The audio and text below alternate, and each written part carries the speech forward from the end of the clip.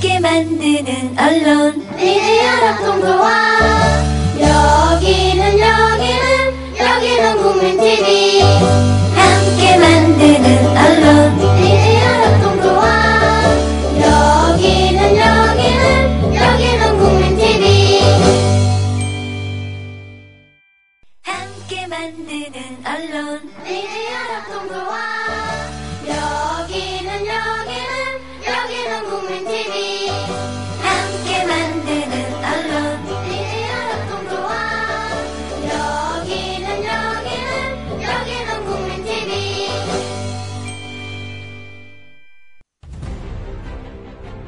요즘 새롭게 생활환경 질환에서 침대 세균 먼지 위험성이 높아진다고 합니다. 만성 폐질환, 천식은 8배 높아지고 폐암은 담배보다 무려 39배나 더 높아진다고 합니다. 아, 나도 그래서 요즘 몸이 그런가? 선배님, 피톤치드 캡슐 톡톡 한번 써보세요. 베개, 이불, 침대 커버에 뿌리는데 무방부제, 무독성이라 안심도 되고 침대 세균 먼지 99.9% 제거도 하고 진먼지 진드기는 98% 기피 효과가 있더라고요. 궁금해서 왜 살충은 안 되나요? 하고 물어봤더니 화학 제품만 살충이 된다고 하더라고요. 그래서 믿음이 생기던데요. 피톤치드 캡슐 톡톡? 네, 선배님. 피톤치드 향이 살림욕하는 것 같아요. 피톤치드 캡슐 톡톡이라. 한번 써볼까? 검색창에 네이처 아이를 검색해보세요. 전국 약국에서도 판매 중입니다. 안녕하세요. 6월 1일을 이런 변이 있나 시작합니다. 저는 이재정, 이변입니다. 네, 리변입니다. 이광철입니다. 네, 박주민, 박변입니다. 그리고 또 한 분 오셨는데요. 어서 오세요, 송기호 변호사님. 지난주에 저희가 이미 예고를 했습니다. 네. 오늘 드디어 어렵게 모셨습니다. 3고 초력? 5고 초력? 1고 초력했어요. 너무 쉬운 분이시구나. 네, 송기호 변호사님 직접 인사 한번 해주시죠. 네, 안녕하세요. 송기호입니다. 예. 네. 이분 그냥 모신 분이 네, 너무 아닌데. 힘들죠. 예. 그냥 모시고 그냥 왔습니다. 그러게요. 오늘이 어떻게 시간이 되셨어요? 진짜 동해번쩍 서해번쩍 하시는 분이세요. 맞습니다. 국내 최고 전문가시죠. 네. 각종 그 통상이라든지 조약에 관련된 최고 전문가시고 사실은 이 진보 진영에서는 그쪽 분야의 전문가를 찾기가 정말 네네. 어려운데 엄청난 역할을 해주고 계십니다. 지금. 전문가 최고라는 말을 붙이지 않아도 사실상 너무 어려운 영역이라 전문가를 찾기도 어려운 지경이에요, 사실. 그래서 저희는 오늘 진행자 모두가 아니라 그렇죠. 강의를 듣는 그렇죠. 학생 모드로 오늘 이 시간을 이 시간을 진행을 할까 합니다. 너무 띄워주시네. 기대하고 있습니다. 제가 지금 9층인데 지붕 뚫고 올라갈 것 같은데. 그러실 분이지요. 아니, 저희는 진행을 하려면 조금은 알아야 또 그쵸. 이제 가교로 이렇게 연결도 하고 할 텐데 사실 진짜 너무 몰라서 저희도 이 시간 기대하고 왔어요. 예, 네. 가르쳐 주십시오. 많이 배우겠습니다. 믿는 도끼 발등에 한다는 것이 뭔지 보여드리겠습니다. 네. 오늘 ISD 저희가 강의를 듣기 전에요.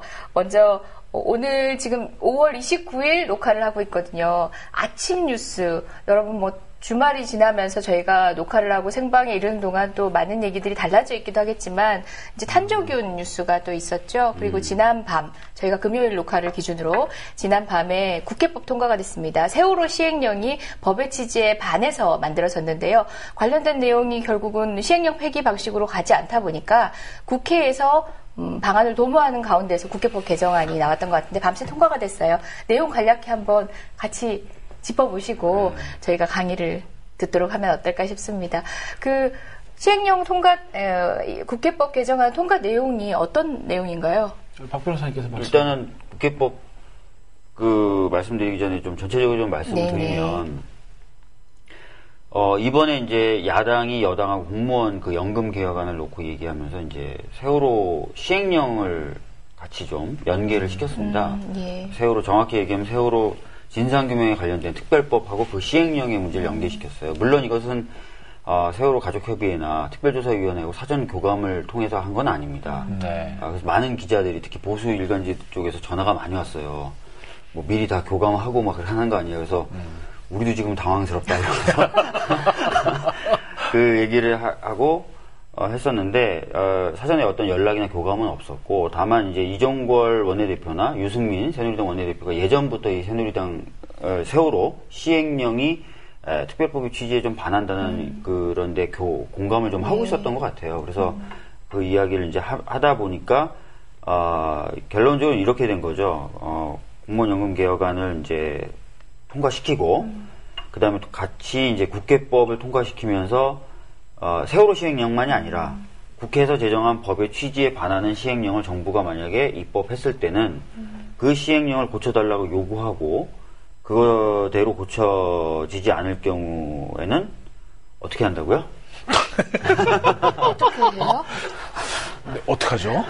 큰일이네. 그냥 따라야 한다라는 예. 식으로 문구가 돼 있어서 약간 해석의 여지가 네네. 남아있는 것 같아요. 하여튼 그렇게 이 시행령은 그 국회에서 제정한 법의 취지에 맞지 않는다. 그러니 개정해라라고 요구할 수 있고 네. 그렇게 요구를 하면 따라야 된다라고 돼 있는데 따르지 않을 경우에 어떻게 되는지에 대해서는 약간 공백인 거죠. 그게 원래 원안에는 지체 없이란 말이 들어가 있었다고 하더라고요. 네네. 근데 이제 법 통과되면서 지체 없이란 말이, 그러니까 지체 없이 따라야 한다 했는데, 통과되면서 지체 없이란 말이 더, 이렇게, 삭제가 돼가지고, 그 해석에 따른 좀 혼란을 더 가중시키는 그렇겠죠. 것 같고, 아마 이제 법적인, 원칙적인 관점으로 보면, 그때 정부가 따르지 않으면, 정치적 책임은 별개로 하더라도, 법률적으로는 공포 시행된 시행령이 그대로 효력을 갖는다고 보고, 그것들을 폐기할 수 있는 것은 이제 대법원이 위헌 위법한 명령 규칙에 대한 그런 사법 통제권을 이용해서 효력을 상실하게 하든지 아니면 국회가 정치적으로 그것들을 해결하든지 아마 둘 중에 한 가지가 아닐까 싶습니다. 어젯밤에 관련된 법안이 통과되기 직전에 새누리당 김진태 의원이 이거는 위헌적이다라고 법률가다 보니까 본인도 재판단에서 위헌적이다라면서 뭐 반대를 했는데 뭐 주류가 어쨌든 통과시키는데 찬성을 해서 통과가 됐어요. 위헌 시비는 없을까요? 지금 벌써 이제 위헌 시비에 대해서 이종걸 원내대표는 없다라고 지금 딱 잘라 얘기하고 있고 아마 통과시키는데 동의했었던 새누리당 쪽에서도 대부분 위헌 시비는 없다고 생각한 것 같아요. 왜냐하면 그 효력이 행정부 권한을 침해하는 형식으로 규정되어 있는 게 아니라 따라야 된다라고만 돼 있고 그 방법과 그 효력에 대해서는 열려 있기 때문에 당장 뭐 이게 바로 위헌이다라고 보기는 좀 어려울 수도 있을 것 같아요. 삼권 분립을 해야 하는 것이다라는 취지인 건데 지금 현재는 시행령에 대해서 무효로 선언할 수 있는 것은 대법원에 의해서만 가능합니다. 그런데 국회 법안이 통과됐다고 해서 대법원의 그러한 권한이 없어지는 것도 아니고 국회에 입법권 주체에서 수정 요구를 한다고 해서 바로 효력이 상실되는 것이 아니라고 본다면 위헌 소지는 없을 것도 같네요. 결국 이제 남은 포인트는 이제 월요일날 저희들 방송 나갈 때까지 변화되는데 좀 관찰될 포인트는 박근혜 대통령이 이제 거부권 행사를 둘러싼 논란 정도가 될 것 같고요. 거부권 행사되면 국회로 다시 돌아와서 제의를 하게 되니까 그 과정을 좀 지켜봐야 될 것 같습니다. 아니 근데 이게 세월호 시행령 가지고 문제가 된 건데 그럼 시행령 폐기했으면 되잖아요. 왜 이렇게 어렵게 가죠? 모르겠습니다. 그래서 지금 보면 이런 또 부가적인 합의사항이 있었어요. 어제 합의문을 좀 제가 구해서 읽어보니까 그 방금 말씀드렸던 두 가지 내용이 있었고 세월호 지금 특별법, 진상규명 특별법에 관련돼서는 지금 그 특별조사위원회의 어떤 시한이 지금 문제가 되고 있어요. 왜냐하면 1년 동안 활동하게 돼 있는데 그 1년의 시점을 어디로 잡느냐에 대해서 정부는 올해 1월 1일부터다. 그래서 이미 6개월이 지나가고 있다. 이렇게 주장하고 있고 어느 쪽에서는 적어도 대통령으로부터 위원들이 임명장을 받은 3월 7일이 기준이 돼야 된다. 또 어느 쪽은 시행령이 공포된 5월 6일로 봐야 된다. 아니다. 사람을 다 뽑아서 완편이 됐을 7월 중순으로 봐야 된다라는 쟁점들이 있어요. 그런데 지금 정부에서는 무조건 1월 1일을 고집하고 있기 때문에 이게 사실 이런 문제들이 발생하고 있는 건 법이 약간 불명확한 부분이 있지 않냐. 그래서 6월에 특별법 자체를 개정해서 이 시점, 언제부터 기간을 계산하느냐 시점을 좀 더 명확하게 만들겠다는 합의가 들어갔고요. 시행령에 대해서는 이제 국회법이 통과된다는 전제 하에 그 절차를 처음으로 가동해 보겠다는 거죠. 이 세월호 특별법 시행령을 개정하라고 국회가 공고하는 최초의 어떤 그런 과정을 밟아보겠다. 이렇게 지금 합의가 되어 있는 상태입니다. 그러면 시행령이 법의 취지에 따라서 다시 마련이 돼서 제대로 특위가 구성이 될 때까지는 시한을 시작한 것으로 보지 않겠다라는 그렇게 거죠? 입법이 될 수가 있고 있고 아니면은 뭐 위원이 임명된 대로 바꿀 수 있고 그게 열려 있는데 하여튼 특별법은 개정해서 그 시한 문제를 처리하겠다라고 합의가 된 거죠. 그렇게 연동해서 생각하니까 그럼 수정 요건이 좀 효과를 발휘할 수 있겠다 싶긴 한데요. 근데 이제 문제는요. 지금 송 변호사님 모셔놓고 길어지는데 문제는 이제 그 국회법 개정된 국회법에 따라서 국회에 그 법을 시행할 수 있는 규칙을 만들어야 될 거 아니에요. 그럼 결국은 지금 현재 의석분포하에서 각 상임위별로 이제 예를 들어 소관 상임위가 해수위일 텐데 농해수일 텐데 그 안에 또 의석분포를 보면 새누리당이 또 많단 말이에요. 그런 점을 감안하면 이번 그 시행령을 그렇게 고칠 수 있는 국회법이 제 취지대로 해서 그러면 또 세월호의 그런 위법적인 시행령을 제대로 교정할 수 있을 것인가 저는 조금 의문이 들어요. 또 그런 강론으로 들어가면. 저는 어쨌든 시행령을 그냥 폐기하면 되는 것을 이렇게 벌게 돌아오나 하는 생각도 들고요. 그렇지만 이제 소박하게 만족을 해본다면 새누리당 의원 역시도 시행령 자체가 법의 취지에 맞지 않다라는 것을 의원들끼리 어쨌든 공감을 한 내용들이 아닐까. 유승민 원내대표는 여러 차례 가족분들에게 확인을 해줬어요. 이건 내가 봐도 좀 법하고 잘 안 맞는 것 같다. 그리고 새누리당의 그 담당하던 의원들도 조금 검토를 해봐야 된다 이런 얘기를 했을 정도로. 그런 개별적인 이제 의견 피력을 넘어서서 국회의원들이 어쨌든 법을 통과하는 행위로 의결을 한 거잖아요. 그런 측면에서도 봐도 될 것 같지 않습니다. 예. 그리고 또 탄저균 얘기 나오는데 혹시 송 변호사님 이쪽에도 전문가십니까? 탄저균. 우리가 모르는 거 다 아실 것 같아요. 탄저균. 오늘 보니까 탄저균 정보공개 청구를 했더라고요. 어디서 했나요? 네, 민변에서. 역시 민변이죠, 뭐. 그래서 지금 소파에 보면은 이제 그 질병, 이런 전염 가능성이 높은 이런 위험한 균이나 이런 걸 들여오면 안 되겠죠. 들여와서도 안 되지만 들여올 때 이제 우리 정부에 통지하는 그런 게 있는데 제대로 통지를 했는지, 그죠? 만약에 통지를 받았다면 한국 정부가 어떤 조치를 취했는지 꼭 확인을 해야죠. 아마 어제 민변에서는 이제 미군이가 이렇게 아마 초안을 잡아갖고 긴급 성명이 나간 것 같고 아마 정보공개 청구는 송 변호사님도 들었는데 발빠르게 좀 움직이는 감이 있네요. 정보공개 되면 저는 굉장히 충격적인 내용이 나올 것 같은데요. 통지를 안 했을 것 같은데요. 그렇죠. 저는 정보 공개될 내용이 없다. 알고 있는 바가 없다. 군사비밀에 관련된 거라서 정보공개 안 하겠다. 비공개 결정을 비공개하고 대법원까지 가는 동안 질질 끌어서 이 이슈에 이 나력을 제거해서 아니 제가 아침에 오면서 SNS에다 그런 말을 적어보기도 했는데 여기 이광철 변호사님하고 같이 작년에 통합진보당 해산 사건 법정에서 그 헌법재판관들이 집요하게 물었던 게 왜 당신들은 우리나라가 주권 국가가 아니라고 생각하는가. 사실 그 워딩 정확하게 물은 것도 아니고 우리에게 고유한 주권이 있다라고 말할 수 없는 여러 가지 현상들이 있다. 그런 얘기들을 하는데도 불구하고 안 들으셔요. 근데 오늘 딱 보니까 이제 정부 측에서 진짜 주권국가라는 걸 보여주지 않는다면 온 국민이 통합진보당 당시 헌법재판관들이 의심했던 방식으로 우리도 그런 생각을 할 수밖에 없는 지경입니다. 어쨌든 우리는 3일 전에 핫 이슈라고 얘기를 하고 있는데 또 2, 3일간에 어떤 일이 벌어져 있을지 진짜 정보 공개를 했고 해버렸어요. 그리고 많은 것들이 정부에서 파악이 됐고 정부들 나름대로는 최선을 다했으나 등등 그런 내용이 밝혀져 있을지 어쨌든 3일간의 변화는 어떨지 모르겠지만 여기까지 저희 내용은 정리하도록 하겠습니다. 그럼 강연을 듣도록 하겠습니다. 자, 먼저 ISD가 뭔가요? ISD가 뭔가요? 자, 약장고 같아요. 플레임은 어떻게 되나요? 여기 제가 이렇게 오면서 이 제목이 이 프로그램의 제목이 너무 마음에 들었어요. 이런 변이 있나? ISD는 이런 재판이 있나 이런 거죠.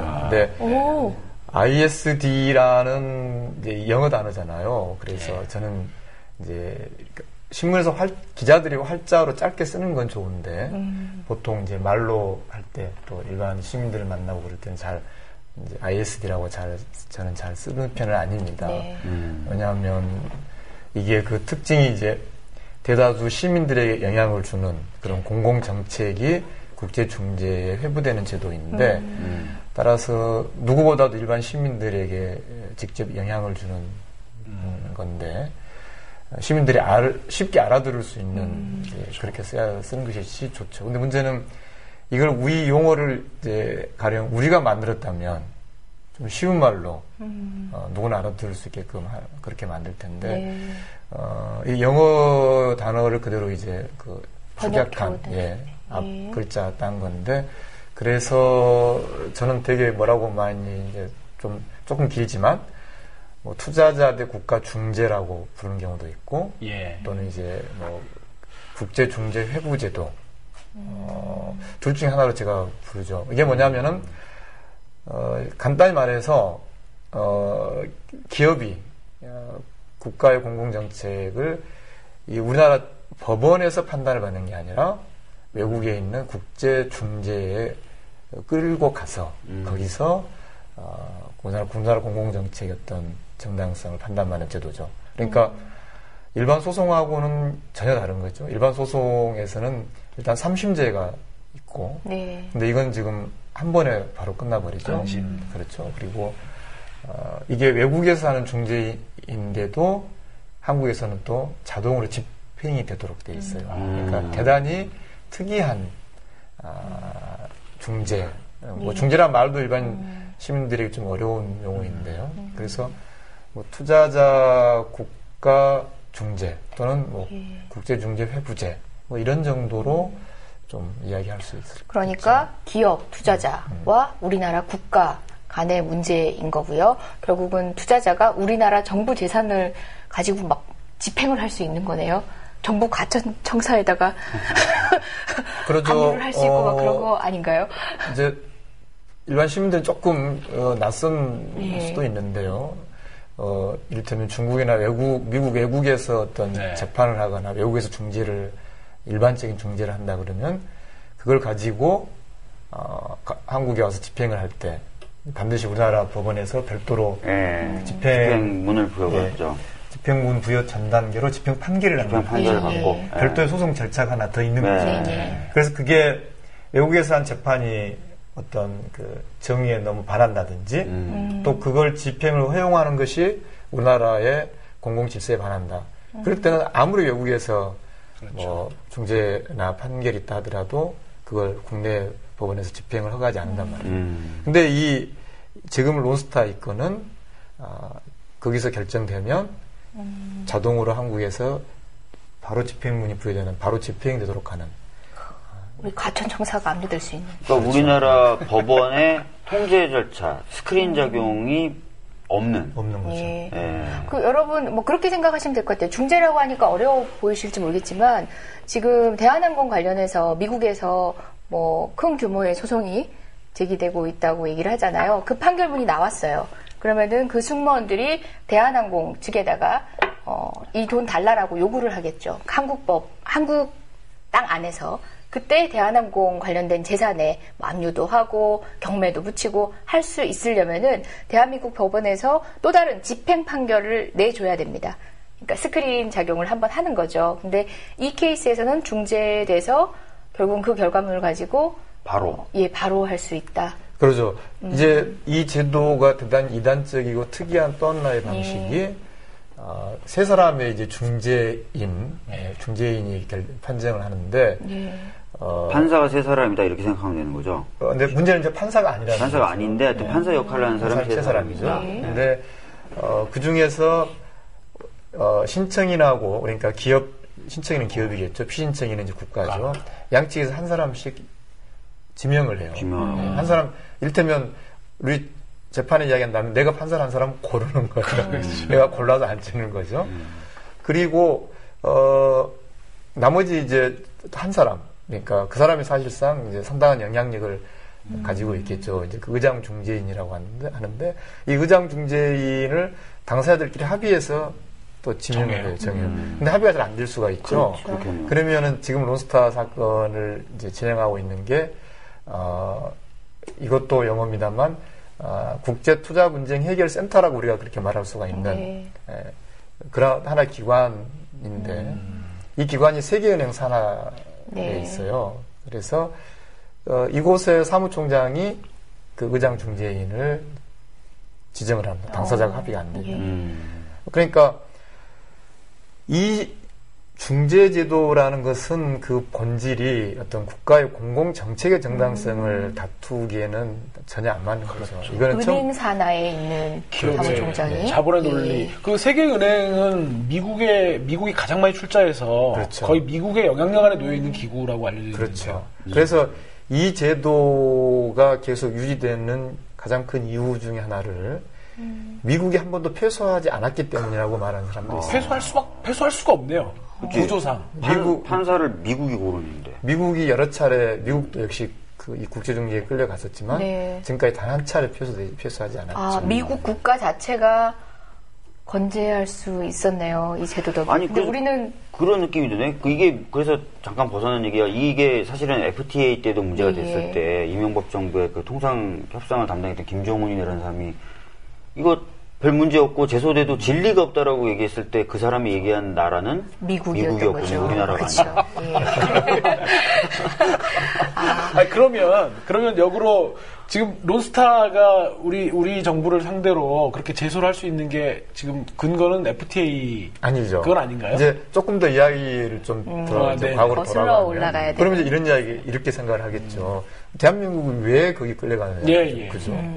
행정법원에 서초동 행정법원도 있는데 우리 세금으로 낸 훌륭한 판사분들이 계시는데 그렇게 훌륭하시죠.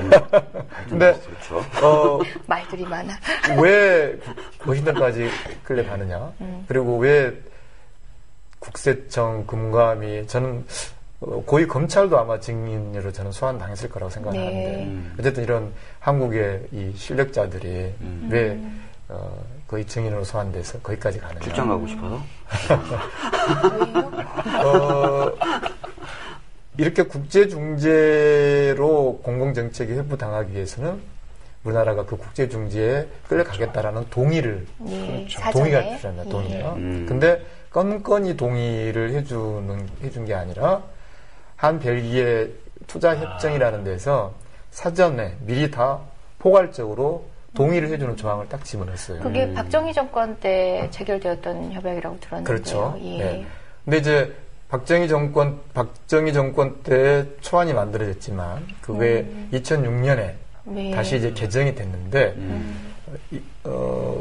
제가 이 론스타 사태를 예고된 제안이라고 보는 이유가 자 2006년이면 어느 시점입니까? 그때는 이미 한미 자유무역 협정이 논란이 됐었고 또 미국 역시 이른바 페이퍼 컴퍼니들, 이 실제로 그 나라에서 경제활동을 어떤 의미 있게 하지 않으면서도 그러나 그 페이퍼 컴퍼니를 내세워서 돈벌이만 하고 세금을 내지 않고 나가는 이런 걸 당시에 차단하기 위해서 그런 페이퍼 컴퍼니에 대해서는 이 국제중재를 이용할 수 없도록 하는 그런 조항이 한미 자유무역 협정에도 그 당시에 이미 만들어져 있었고, 그러니까 그 협상 과정에서 이야기되고 있었고, 세계 전반적인 추세였단 말이죠.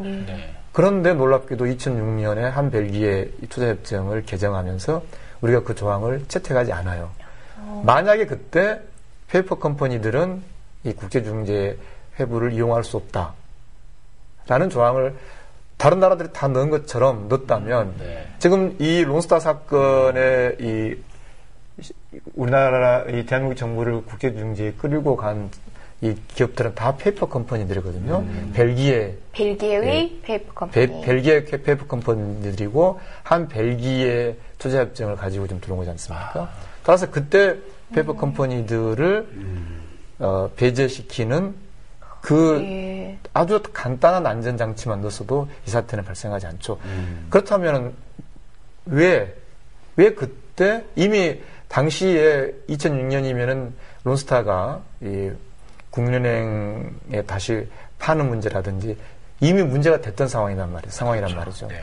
또 론스타가 이 외환은행 주식을 인수할 때 벨기에의 페이퍼 컴퍼니를 가지고 들어왔다는 것도 다 알고 있단 말이죠. 그쪽으로 이렇게 쿠션을 쳐서 들어오고 있다는 그건 이미 다 알고 있었던 거예요. 왜냐하면 주식 매수, 인수 자격인으로 금감위에 신고한 명단에 이미 다 나와 있는 거죠. 그런데도 왜 그때 보호장치를 넣지 않았느냐. 대단히 많은 어떤 의문이 드는 규명이 필요합니다. 예. 규명이 필요한 부분이죠. 이렇게 이제 추상적으로 좀 얘기가 되니까 청취자 여러분들은 잘 모르겠어 하시는 분 있을 것 같은데 지금 당장의 사건을 가지고 한번 얘기를 해보죠. 그러니까 지금 이 말씀 잠깐만 정리하면 네네. 론스타는 벨기에 국적의 회사다. 아니죠. 론스타는 벨기에 국적의 페이퍼 컴퍼니를 이용해서 쿠션을 쳐서 우리 한국에 들어왔다. 예. 그럼 정확히 얘기하면 이 중재 사건에서 상대방은 론스타가 아니라 론스타가 세운 벨기에에 세운 페이퍼 컴퍼니가 되는 건가요? 그렇죠. 예. 그래서 이제 실제 지금 ISD가 있기 전에 우리나라에서 세법 관계된 행정소송이 있었던 거죠. 그 페이퍼 컴퍼니에게 세금을 부과한 처분에 대해서 페이퍼 컴퍼니가 이제 제소를 했고 거기에 대해서 취소 소송을 제기를 했고 대한민국 법원에서는 국세청이 손을 들어준 거죠. 대한민국에 손을 들어줬어요. 그러면 세금 우리나라 내라? 세금 내라. 왜냐면 우린 실질 과세 원칙이라고 해서 그 뒤를 쫓아가요. 그러니까 허울 좋게 앞에서 아무리 막고 있어도 제대로 실질적으로 한번 사태를 살펴보고 네가 세금을 부과해야 될 것 같은 대상에다가 세금을 부과하거든요. 그 소송에서는 이겨가고 있고 아직 확정은 안 됐죠. 대법원에 남아있는 건가요? 그런 상황인데 그런 한국 법원의 판단을 거스를 수 있는 그게 바로 이 제소가 돼버린 거죠. 그런데 여기서 투자 궁금한 제소가 게 된 거죠. 그 론스타가 이용한 그 SPC 종이 회사를 상대로 왜 세금을 내라 그런 거죠? 그걸 제가 좀 풀어볼까요? 네. 왜냐하면 이게 세금 문제고. 예. 저 그 전에 하나, 그 만수르인가 하는 것도 벨기에 국적의 컴퍼니, 페이퍼 컴퍼니인가요? 아니죠. 그건 아닙니까? 네. 만수르는 역시 이 론스타 구조하고 똑같은데, 예. 만수르는 뒤로 물러나 있고, 한옥칼이라고 하는 또 페이퍼 컴퍼니. 예, 아마 그건 네덜란드로 기억이 때문에 그건 네덜란드. 페이퍼 컴퍼니를 내세워서 하고 있는 거죠. 네. 아니, 그거 좀, 두 건이 지금 문제가 되고 있어서. 예. 네. 그러면 다시 이제 예, 설명을 한번 보죠. 왜 세법 이 론스타 사건이 우리나라 이 조세 문제에 큰 영향을 주는 이유가 뭐냐면, 자, 지금, 간단히 정리하면 이제 벨기에에다가 페이퍼 컴퍼니를 만들었고, 예. 이 페이퍼 컴퍼니들은 한 벨기에 협정에서 대한민국 정부가 다 동의를 해줬기 때문에 국제중재에 끌려간다고 그러니까 벨기에 국적의 기업들이 거는 건 나는 다 끌려가겠다라고 동의해줬단 말이죠. 그러니까 벨기에 국적 페이퍼 컴퍼니들이 이제 대한민국을 끌고 가 있는 거고요. 근데 왜 조세가 문제되냐면은 이 벨기에 페이퍼 컴퍼니들은 뭐라고 주장을 하고 있냐면 한 벨기에 이중 과세 방지 협정이라는 게 있어요. 그러니까 굳이 왜 론스타가 왜 벨기에에다가 이걸 세웠냐면 이 한 벨기에 투자협정뿐만 아니라 한 벨기에 이중과세 방지협정이 있기 때문에 이 이중과세 방지협정에 의하면 벨기에 국적의 기업이 한국에 와서 아무리 막대한 차익을 올리더라도 한국은 과세 못한다라고 되어 있어요. 벨기에에다가만 세금을 내면 된다. 그렇죠. 그거는 이제 벨기에 세법에서 해결하는 문제겠죠. 그런데 우리는 아까 이 변호사 말씀하신 것처럼 실질과세 원칙에 그게 이제 2007년부터 우리나라 이 법원이 일관되게 정립을 해온 거죠. 그러니까 실질과세 원칙을 하게 되면 세금을 페이퍼 컴퍼니가 내지는 않아요. 왜냐하면 이 페이퍼 컴퍼니를 대상으로 인정하는 한은 얘들은 벨기에 국적이기 때문에 한 벨기에 조세 배하기 위해서 얘들에게 세금을 부과할 수가 없는 거죠. 그러니까 페이퍼 컴퍼니에게 부과하는 게 아니라 우리는 뒤에 숨어 있는 예. 론스타 미국에게 부과한 거죠. 그런데 이 론스타 미국은 자신은 또 국적은 벨기에가 아니잖아요. 그러니까 지금 얘들이 두 개의 칼을 다 쓰고 있죠. 벨기에 페이퍼 컴퍼니를 내세워서 국제중재에 가서 우리나라 조세를 다투고 자신은 어떻습니까? 자신은 미국 회사잖아요. 미국 회사이고 국세청이 지금 얘 론스타 미국에게 부과했잖아요. 세금 소송은 세금을 부과 당한 자가 소송하지 않습니까? 그래서 이 론스타 미국은 한국 법원에다가 도전하고 있는 거죠. 따라서 이야기를 정리하면 만약에 이 벨기에 페이퍼 컴퍼니가 하고 있는 국제중재에서 우리가 잘못해가지고 요 세금 부분을 배상을 해주게 돼버리면 이건 누구에게 다시 가겠습니까? 얘들은 페이퍼 컴퍼니니까 그대로 다시 론스타에 그럼 우리가 론스타에 대해서 2007년 이후에 실질과세 원칙을 정립해서 요 세금을 걷는 것은 무의미한 것이고 이렇게 돈이 돌아 들어오는 그렇죠. 건가요? 정부가 준 돈을 다시 정부가 받는 형식이 되네요. 그렇죠. 그것이 무의미할 뿐만 아니라 한국 법원이 론스타에 대해서 지금 열심히 재판을 하고 있는 것이 의미가 없게 되는 것이죠. 이건 이제 단지 론스타만의 문제가 아니라 페이퍼 컴퍼니로 들어와서 돈을 벌고 나가는 많은 사례들에 대해서 우리 한두 건만 있는 게 아닌 그렇죠. 거죠. 예. 아니 그렇게 되면 앞으로 미국 쪽 투자회사나 영국 쪽 투자회사 같은 데는 다 벨기에에다 종이회사를 만든 다음에 다 들어와가지고 이런 식으로 하고 나가면 된다는 선례가 될 수도 있겠네요. 그렇죠. 그런 점에서 이 론스타 소송이 그냥 막연히 뭐 어떤 뭐 론스타 하나의 문제가 아니고 이렇게 만약 여기서 한번 무너져 버리면 그 우리 법원이 만들어 놓은 그 실질과세 원칙이라는 게 네. 무너져 버리면 1년에 수조 원씩 세금 못 받게 되는 것이죠. 저는 거기서 이제 그래서 비로소 더 궁금해진 게 그런 벨기에 페이퍼 컴퍼니를 통한 이런 문제들이 예상된다고 아까 말씀하셨잖아요. 예. 그런데도 불구하고 2006년도에 한벨기에 투자협정 개정하면서 그 페이퍼 컴퍼니를 이제죠. 빼지 않는데 의사결정을 미친 한국 쪽 라인은 누굽니까? 사실 저도 궁금합니다. 실수로 빠진 건 아닐 것 같거든요. 실수는 아니죠. 예. 네, 저는 실수 아니라고 보고요. 특정 기업들을 봐주려고 만약에 그것이 실수였다면 더 큰 문제이죠. 그렇죠. 그거는 뭐. 네, 그래서 론스타 사건은 뭐라 그럴까요? 우리가 이 준비도 되지 않았고 또 전략도 없는 또 대단히 뭐 저는 그걸 비루한 개방이라고 표현하는데 비루한 개방. 개방을 하긴 해야겠죠. 그러나 똑똑하게 아주 영악하게 해야 되는데 지금 론스타는 저는 2003년에 들어오고 나서 그 일련의 흐름을 다 저는 기획하고 뭔가 통제하고 있는 자신의 어떤 시나리오를 가지고 있다라고 보고요. 네. 이 사건, 이 국제중개회부에서도 거기에 대해서 우리는 우리의 그런 전략이 없었다 그렇게 보고 있죠. 저는 이제 이걸 두 가지 측면에서 좀 접근해 볼 필요가 있다고 보는데요. 그때 론스타가 저도 뭐 자세한 상황들을 제가 이렇게 추적해서 보지는 않아서 좀 틀릴 수 있는데 그때 론스타가 외환은행 주식을 인수하고 그걸 대파는 과정에서 그걸 한국 쪽에서 법률 대리를 해준 게 김앤장으로 알고 있습니다. 김앤장이 했고 또 다른 국내 유세 대형 로펌들이 결합돼 있었던 걸로 알고 있고 그래서 저는 이런 그 론스타의 법률적인 대리를 한국에서 해줬던 이쪽 한 측면하고 또 그러한 지금 배경의 베이스가 되는 여러 가지 제도들을 마련하는 국내 공적인 이런 라인들하고 이 두 개를 같이 봐야 된다고 보고요.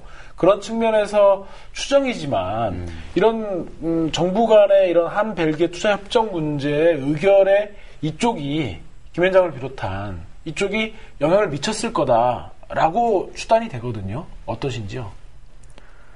드러나지 않나요? 이 예. 투자 협정이 이 론스타 사건에서도 알 수 있듯이 한 나라의 어떤 금융 조세에 굉장히 중요한 거죠. 그래서 어지간한 나라들은 다 자기 어떤 모델이 있어요. 이를테면 중국식 투자협정 틀이 있고, 가령 중국은 자신들이 이제 오히려 지금은 이제 중국의 자본 순수출국이란 말이죠. 우리가 막연하게 생각할 때는 외국에서 중국에 들어가 있는 자본이 더 많을 거로 생각하지만 이미 반대가 됐죠. 네. 이런 상황에 중국은 거기에 맞게 투자협정 모델을 또 새로 바꿨어요. 전에는 이 국제중개회부를 중국이 아주 최소한으로만, 이를테면 토지 수용에 대해서는 국제중개회부를 못하게 한다든지, 어쨌든 자신의 고민에 따라서 자기의 얼굴에 어떤 이 투자협정이라는 게 있는 것이죠. 네. 우리는 그게 없었다는 거죠. 그것이 없다 보니까 그럼 그게 왜 없었느냐? 아까 말씀하신 것과 관련이 되어 있겠죠. 우리 경제, 우리의 이 국민 생활에 어떠한 개방이 필요하고 뭘 받고 뭘 받지 말아야 되는 것인지. 그럼 우리 고민을 하지 않는 것이죠. 그냥 미국의 등에 올라탔다든지 또는 이런 국제금융 자본이 찔러주는 엄청난 돈들, 거기에 개개인들 또는 집단들이 자기 이익을 관철시키는 하나의 어떤 통로에 지나지 않았겠죠. 그러다 보니까 우리 모델이 없다 보니까 지금도 마찬가지예요. 지금도 아까 만수르 이야기했습니다만 만수르 씨라 그래야 되나요? 미스터 만인가? 미스터 만인가요? 예. 그쪽이 이용하고 있는 제가 뭐 제 기억이 맞다면 한 네덜란드로 기억하고 있는데 한 네덜란드 투자협정의 조항과 또 달라요. 한 벨기에 협정과. 이를테면 이런 게 있어요. 지금 론스타가 한국 법원은 법원대로 이용을 하고 또 페이퍼 컴퍼니를 내세워서 국제중재를 이용하고 이거 중복제소란 말이죠. 실질상. 네. 그래서 이렇게 중복제소가 허용되면 어떤 결과가 발생하냐면요. 똑같은 쟁점인데 국내 법원 판결과 국제 판결이 다르면 이건 큰 어떤 혼란이죠. 그래서 발전해온 하나의 모델이 중복제소를 금지하는 조항을 넣습니다. 이 투자협정에도. 나름 이 국제금융자본들이 나름의 그런 이 갈고 닦아오고 있는 거죠. 60년, 70년대 이후로부터 3, 40년 동안. 그런데 가령 그런 조항이 만수르가 이용하고 있는 그 협정과 론스타가 이용하고 있는 협정이 내용이 달라요.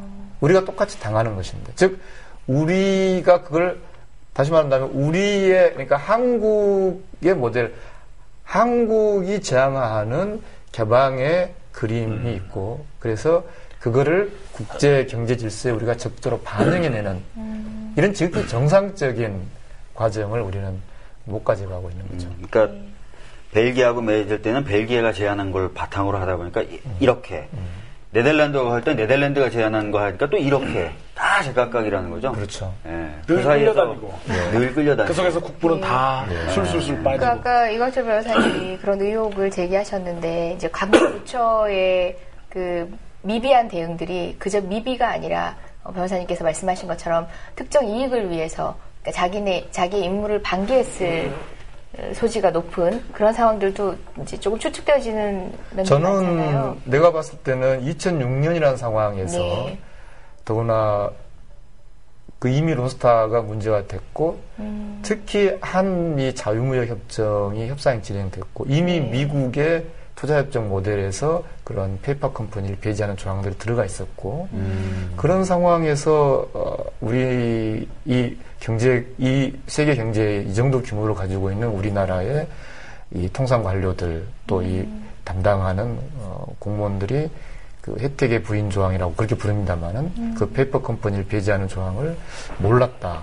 그렇게는 저는 보기는 어렵다고. 그 지금 론스타 사건 관련해서 국내 법원에서 지금 열리고 있는 재판을 비공개로 하는 결정 관련해서 얼마 전에도 얘기가 있었잖아요. 그게 바로 자신들의 부실함을 드러내는 것, 국민들이 보고 경악하는 것을 두려워한 그런 일련의 조치 아니었을까 하는 생각도 드는데요. 최근에 미국 정말 오랜만에 미국 비행기표를 2차례나 끊었다가 2차례 다 취소시키는 그러니까 민변에서 이제 이 론스타 국제중재를 참관을 신청을 했죠. 그래서 그 중재부에 직접 참관 신청을 했는데 이 3, 40년간 국제금융 자본이 갈고 닦았다 그랬잖아요. 그래서 이 참관 신청 절차도 다 이렇게 틀이 있습니다. 그래서 그 틀을 이용을 했죠. 그래서 신청을 정식으로 하니까 중재판정부가 또 역시 어쨌든 정중하게 잘 접수를 받았다. 그리고 이제 그 당사자들에게 의견을 물어서 그 뜻에 따라서 통계해주겠다. 그래서 비행기표를 끊었죠. 그런데 계속 이제 바로 답변이 안 왔기 때문에 이게 비행기표를 발권을 실제 출발을 직전하지 않으면은 수수료도 물고 그래서 거액에 그래서 어쩔 수 없이 취소했다가 또 다시 또 끊었다가 그걸 반복을 했죠. 근데 결과적으로는 이제 최종적으로 답이 중재판정부가 또 답을 우리에게 해줬는데 이제 당사자들이 찬성하지 않기 때문에 참관을 그 당사자가 대한민국 정부 그렇죠.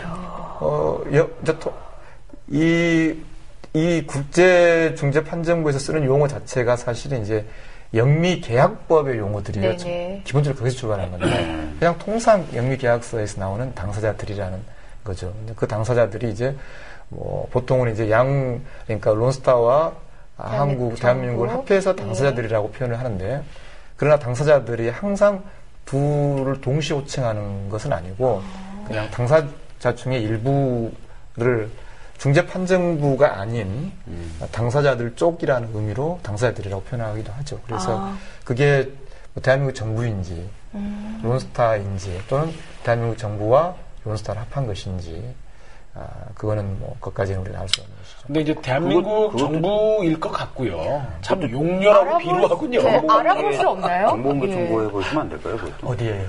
대한민국 정부에서. 예. 당신들 비공개하자고 의견을 냈느냐? 근데 궁금한데요, 저희도? 궁금하나요? 근데 더 가치 있는 정보공개 청구는 사실 그게 아니라 론스타가 지금 청구하고 있는 5조 원. 그 5조 원이 정확하게 얼마인지 무슨 말이냐면 정부가 단 한 차례 지금까지 론스타가 이 워싱턴에서 대한민국에게 달라고 하는 돈이 얼마인지 중재 의향서라 그러나요, 그걸? 예. 그 돈의 액수를 국민에게 발표한 적이 없어요. 그러니까 일종의 소장 같은 거죠. 그러니까, 그러니까 론스타가 지금 정확하게 얼마를 달라고 합니다. 실제로 얼마를 주면 내가 중재에 응하겠다라는 의사를 밝혔는데 그게 얼마인지를 알려달라고 하니까 안 알려주고 중재에 앞서서 한 6개월 전에 보내기로 하고 있었는데 정부는 지금 수령한 건 맞는데 관련된 내용을 공개하라고 하는 요구에 공개할 수 없다라고 얘기를 했다고 하더라고요. 왜 공개를 못하냐고 했더니 협상 당사자인 타반과의 협상에서 불리한 위치를 점할 수 있기 때문에 공개할 수 없다고 했다고 합니다. 그거 공개하면 왜 불리한 위치인지 모르겠네. 그러게요. 그러니까 론스타가 우리에게 요구하고 있는 돈이 정확하게 얼마이고 그게 뭘 근거로 해서 그 계산 내역이 뭔지 이거는 론스타는 알고 있는 거지 않습니까? 자기가 청구했으니까. 그러겠죠. 중재판정부도 알고 있죠. 우리 정부도 받았으니까 알고 있겠죠. 다 알고 있는데 우리 국민은 모르고 있죠. 근데 이걸 우리 국민이 알게 된다고 해서 그게 무슨 영향을 주겠습니까? 그래서 그 5조 정확하게 얼마인지 그게 계산이 어떻게 되어 있는지 왜냐하면 최소한의 그거는 어떤 이 론스타 사건의 실체를 알 수 있는 가장 기초 중에 기초 정보잖아요. 그래서 그걸 정보공개 청구를 했죠. 근데 아마 거부할 것 같고 그러면 정식 소송을 하려고 하고 있는데 지금 그 국회를 통해서도 입수가 안 되고 있죠. 네. 그래서 이제 그 전에 정보공개 청구해서 거부당한 것은 이제 소환된 증인이 누구인지. 그러니까 이미 2012년부터 지금까지 2년 동안 그동안 절차에서 증인은 다 지금 채택돼 있단 말이죠. 뭐 어느 신문에서 26명이라는 보도도 있었습니다만 그래서 최소한의 증인이 누구인지 명단은 공개하라고 정보공개 청구를 했는데 그것도 거부당했어요. 근데 이유가 뭔가요? 아까 말씀하신 그 내용입니다. 근데 이제 조금 더 나아가서 말씀드린다면 협상해가 된다. 뭐 소송 재판에 불리한 영향을 줄 수 있다. 그래서 그것도 공개하라고 소송을 하고 싶어요. 그러나 워낙 우리가 여러 가지 일을 하기에는 너무 힘들기 때문에 국민에게 더 필요한 어떤 5조 정확히 얼마이고 그 내역이 뭔지 그건 저희들이 꼭 밝혀낼 생각이죠. 지금 그러면은 이 사건을 뭐 개인 사무실에서 혼자 지금 고민하고 대처하고 계시지는 않을 것 같은데요. 않죠. 어떤 단위에서 고민을 하고 계신가요? 1차적으로는 민주사회를 위한 변호사 모임의 국제통상위원회라고 하는. 그럼 혼자 하고 계시네요. 아니죠. 후배 변호사님들 잘 트레이닝 시키고 계세요. 국제통상위원회. 너무 독보적이셔서 그냥 해본 말입니다. 그 젊은 변호사님들. 오늘 제가 그런 글을 봤는데 50대가 되면은 일을 하지 말래요. 대신 젊은 40대에게 투자라고 그러더라고요. 투자 좀 해주세요. 그래서 제가 왔습니다. 투자 좀 해주세요. 이렇게. 그래서 민변의 통상위 젊은 변호사님들이 정말 앞장서서 열심히 해주고 계시고 이번에 2차 참관도 저희들이 신청해서 이번에는 꼭 가려고 하는데 비행기 타고 외국 가시는 거예요? 네. 저 국제통상위에 들까봐요. 이런 단순한 호기심. 국제통상위 활동, 지금 이 건 외에도 또 어떤 일을 하고 있는지 궁금하기도 합니다. 우리 국제통상위가 민변의 오랜 역사에서는 이제 최근에 만들어진 위원회로 알고 있고. 비교적 신생위원회죠. 신생위원회 응에 태어난 지 얼마 되지 않았는데, 왜냐면 많은 분들이 이제 인권 분야, 그러니까 재래적 인권 분야에 많이 열중하고 계셨죠. 국가보안법이라든지. 재래적 변호사. 재래시장 좋죠. 정감은 있어요. 왠지 그냥 어감이 꾸리꾸리한데요. 아니면 노동이라든지 이런 분야에 쪽이 많죠. 이제 네. 많이 비중을 실어왔다가 사실 국제 통상이라는 것은 우리가 모두에도 말씀드렸다시피 참 쉽지 않은 영역이어서 전문가들이 별로 없었어요. 우리 쪽 전문가들이 거의 독보적이셨는데 이 위원회를 만들어가지고 지금 후배들을 키우고 계세요. 거의 재래시장 대 마트. 그래도 마트 규모는 아니시니까. 새로운 전통시장으로 들어가고 예. 보는 거죠. 근데 국가보안법도 수요가 계속 많으니까. 그렇죠.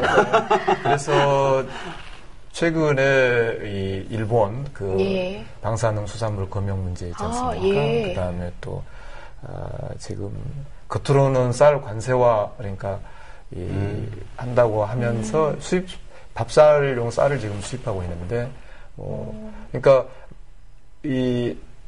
우리가 60년 후반에 개방을 하면서 지금까지 일반 시민들 국민 대다수의 삶에 굉장히 많은 그런 영향을 외국 대외 변수, 이른바 국제 규범들이 좋았는데 그거를 우리가 일방적으로 그것을 당하는 어떤 그런 피동적인 게 아니라 우리 국민의 기본적인 생존, 그다음에 안전, 또 우리의 어떤 요구를 국제 질서에 관철시키는 그게 이제는 대단히 중요하게 되는 것이죠. 이를테면 저보다 잘 아시겠습니다만 독일 통일 단계에서 동독과 서독 사이의 자유로운 그런 교역을 위해서 동서독 간의 통상은 무관세로 처리를 하려고 했는데 그게 이제 같은 규범에 의하면은 이제 왜 두 나라만 무관세냐?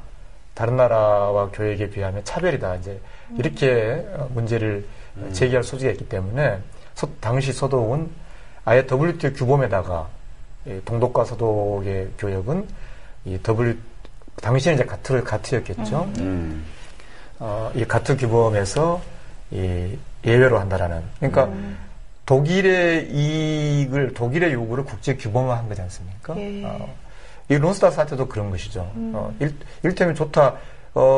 정말 그게 필요했다. 가령 벨기에 국적의 페이퍼 컴퍼니가 위안을 인수한 게 저는 동의하지 않습니다만 만약 그것이 불가피한 상황이었다고 판단한다면 적어도 안전장치 우리의 요구가 관철되는 규범을 만들었어야겠죠. 네. 한 벨기에 투자협정에서 페이퍼 컴퍼니들은 국제중재 회부하지 말고 한국 법정에서 다퉈라 이렇게 했어야 되는 것이죠.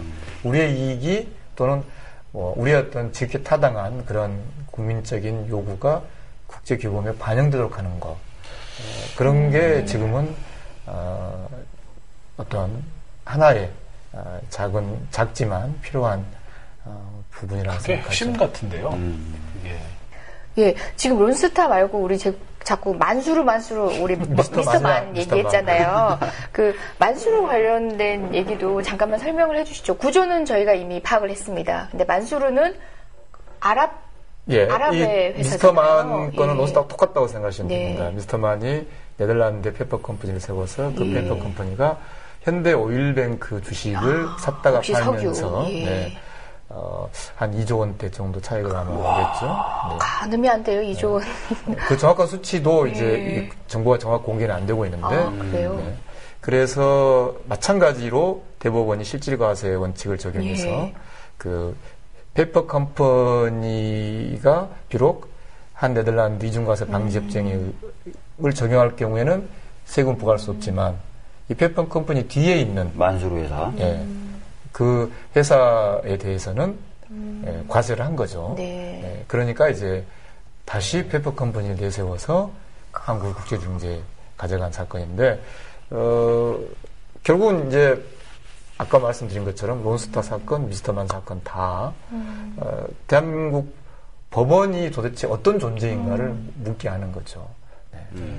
그 전망은 어떻게 될 것 같으세요? 이제 제소를 해서 지금 이제 어떤 방식으로 이게 전개가 될 것 같아요? 우리가 노력하면 희망할 수 있나요? 지금 제 사건도 전망 못하는 그러네요. 이 전망의 문제에서 대단히 중요한 몇 가지 변수가 저는 있다고 보는데 하나는 이제 이 국제중재 제도를 이용을 하기 위해서는 적어도 투자한 나라 그러니까 그 국내법에 적법한 투자이어야 되는 그런 조항들이 있어요. 네. 이제 법안 투자일 것. 이것도 이제 그 30-40년 동안 나름 진화해 오면서 왜냐하면 이게 국제금융자본이 이 틀을 만들었는데 네. 이 틀이 너무 뭐라 그럴까 너무 어떤 터무니없거나 너무 이렇게 이 부정의한 쪽으로만 너무 탐욕적으로만 굴러가면 네. 전체적으로 손해잖아요. 그러니까 나름 가지치기를 좀 하는 거죠. 근데 거기에 영악한 놈들이군요. 예, 더 영악하죠. 예, 오래 해먹으려고. 예, 예. 거기에 이제 중요한 조항 중에 하나가 이제 적법한 투자해야 돼요. 그래서 나온 판례들이 예를 들면 이런 게 있는데 독일의 유명한 항공 이 공항터미널 운영회사가 필리핀의 아키노 공항에 이제 투자를 했는데 네. 필리핀 법에 의하면 정확한 수치는 제가 좀 드릴 수 있습니다만 45%만 외국인이 투자할 수 있어요. 이를테면 우리나라 인천 공항에. 예. 그런데 그러면 이제 경영권을 갖지 못하잖아요. 그러니까 이 독일 회사가 어떻게 머리를 짰냐면 이제 필리핀 차명을 내세워가지고 겉으로는 필리핀인데 실은 자기가 지배하는. 그래서 사실상 한 60% 이상의 이제 지분을 가지고 그걸 주물락했던 거죠. 근데 이제 필리핀 정부가 이제 그 공항에 대한 제도를 바꾸면서 이 독일의 이 투자 회사가 이제 그에 대해 그 독일의 필리핀의 정책 변경으로 인해서 이제 영향력을 잃게 됐단 말이죠. 그래서 이제 론스타처럼 끌고 갔어요. 근데 그 사건에서 뭐라고 결정이 났냐면 너는 부적법한 투자자야. 그래서 아예 뭐 우리끼리는 쉽게 이야기했으면 각하, 즉 아예 너는 여기에 들어올 자격이 없다라고. 이거는 일관된 그 결정이죠. 예. 지금 다시 아까 그 이야기가 또 돌아가는데 이 론스타가 처음에 과연 이 외환은행을 인수할 어떤 적법한 투자자였느냐. 그런 가장 큰 핵심 쟁점이 있죠. 네. 이 쟁점을 대한민국 정부가 과연 어떻게 주장하고 있는지.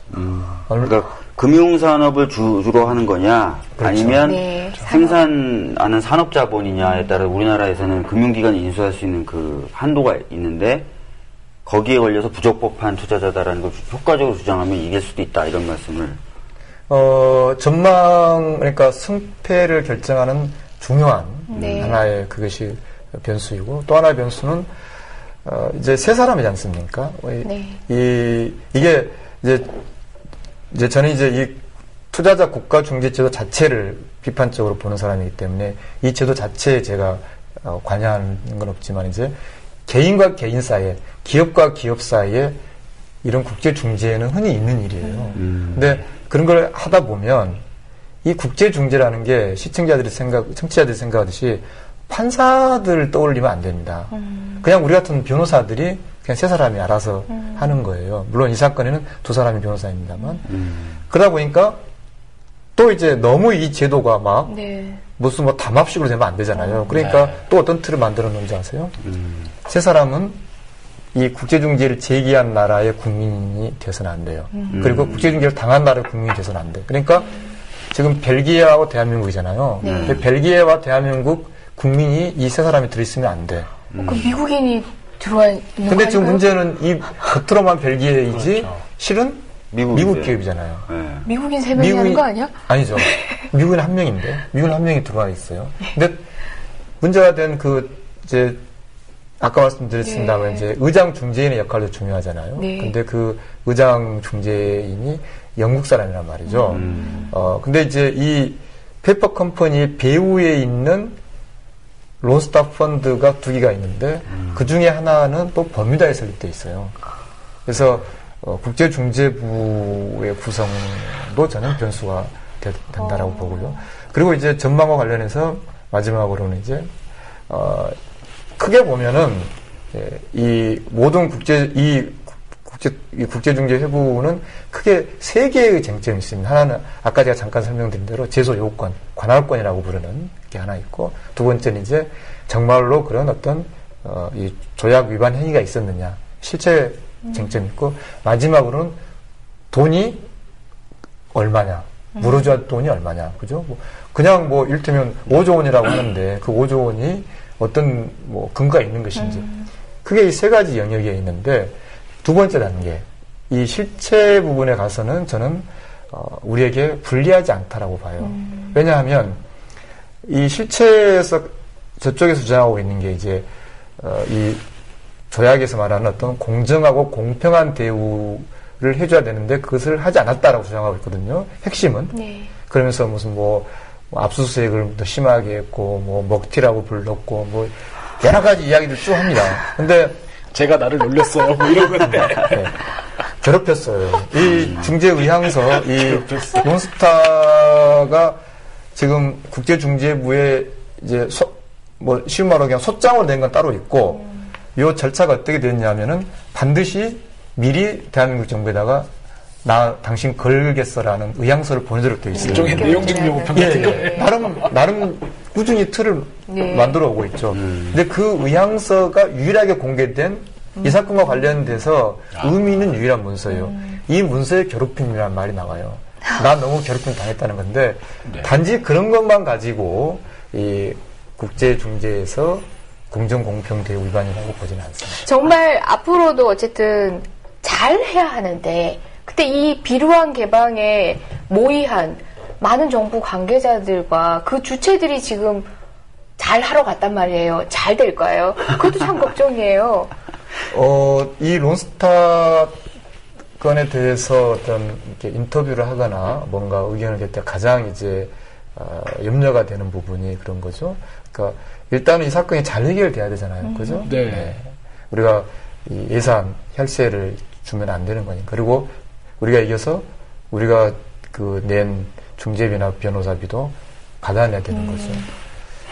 그래서 자칫 이게 마치 뭐 우리 정부가 그동안 뭘 잘못해서 이거 뭐 안 될 거야 이렇게 말하기는 안 된단 말이죠. 그렇게 말할 때는 지금은 아니란 말이죠. 예. 그래서 이 잘 할 것이다 그렇게 생각을 하고 있고 그래서 이제 참관을 간접적이나마 잘 하는 걸 좀 확인하기 위해서 응원하기 위해서 응원하기 위해서 눈을 보기 위해서 그래서 꼭 좀 이 방송을 높은 양반들이 들어서 우리가 이번에 두 번째 신청을 하면 또 대한민국 정부에 물어볼 텐데 이번에는 정부가 오케이를 좀 해서 사실 송기호 변호사님은 참관을 하러 가시는 게 아니라 송기호 변호사님한테 물어봐야죠.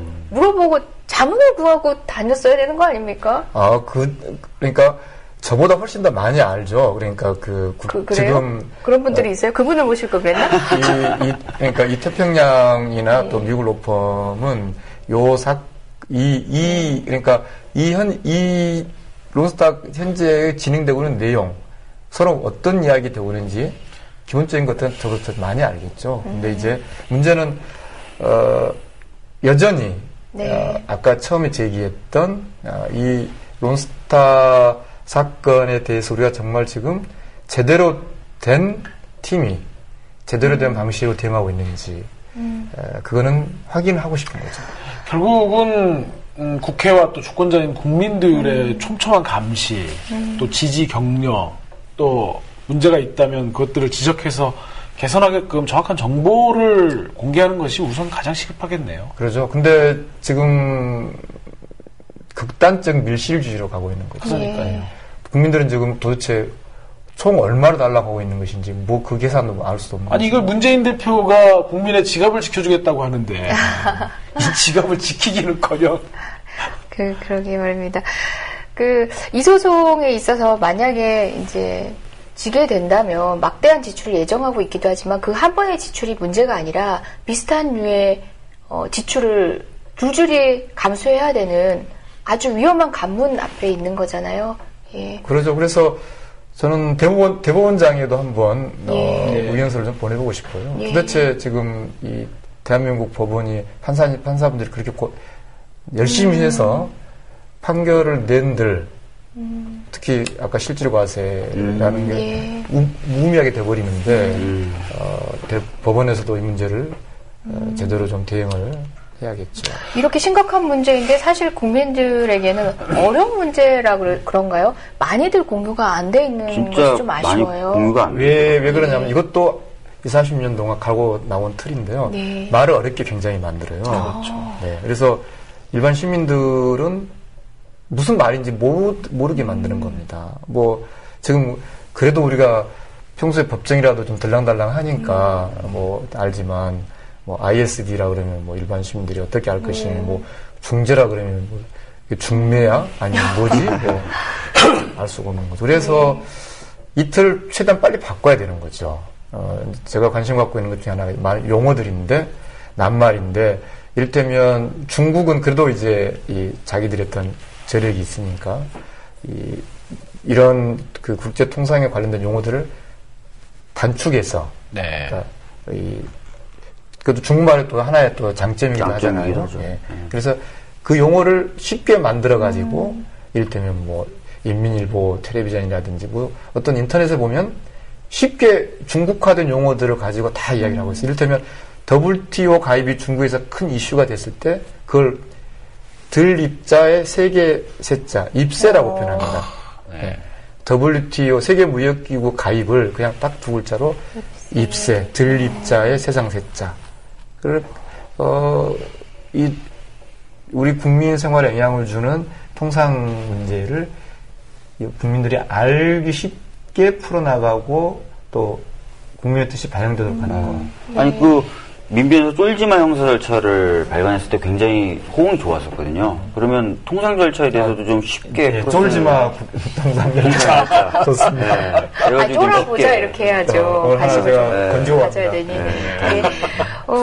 변호사님이 혼자 진짜 일당백 하시면서 이것들을 국민에게 알릴 노력을 하고 계신데요. 저희도 힘을 모아 돕겠습니다. 국민TV도 마찬가지로 관심을 가지도록 하겠습니다.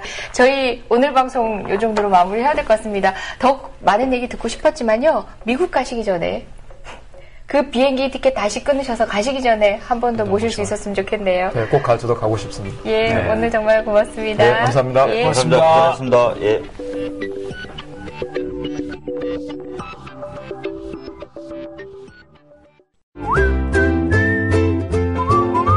국민라디오 팟캐스트 응원하는 가장 쉬운 방법 아시나요? 다운로드하기, 별점 주기, 댓글 달기, 구독하기. 국민라디오 팟캐스트 널리 알리는 가장 쉬운 방법. 다운로드하기, 별점 주기, 댓글 달기, 구독하기. 기억하세요. 다운로드하기, 별점 주기, 댓글 달기, 구독하기.